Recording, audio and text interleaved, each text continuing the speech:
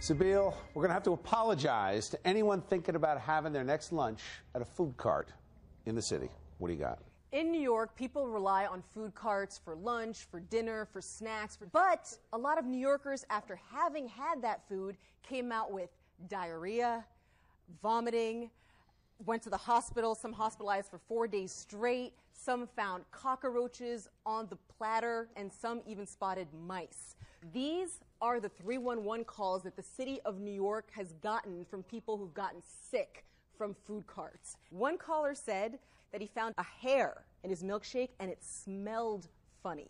And another person said that he ate chicken and rice and a salad and was hospitalized for 4 days. So I had to check this out for myself. I headed to Times Square, where there are tons of food carts, and while I was there, I saw a woman order chicken on top of rice, but it's the way the food cart preparer made the food. There was a stack of chicken just like lying there all day, not refrigerated. Then he started preparing her food. He had no gloves on, and then when he saw that I was actually filming him, he put one glove on.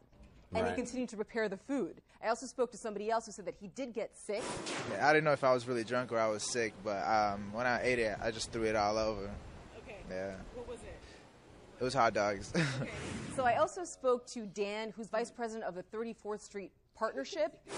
I believe the inspectors go out probably maybe once every 2 years. The owner of the cart has the permit holder, renews the permit. I believe it's $200.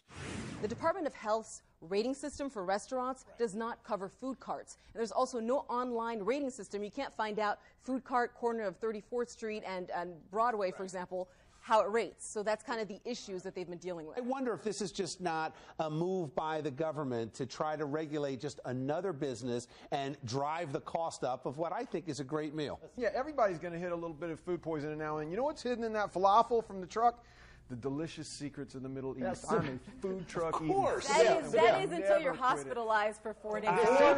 Bunch of complainers. 9 million people in New York City, 300 complaints. Shocker. Yeah, I was going to say, the symptoms you talked about, it sounds like symptoms for Ebola. I mean, just like Hank just said, there's 10 million people in the city. It's probably 2 or 3 million served in these food trucks in the 2 years. 300 complaints. That's a tiny percentage. Honestly, the city government, they ought to pay more attention to how the vets are being housed and leave the food trucks alone.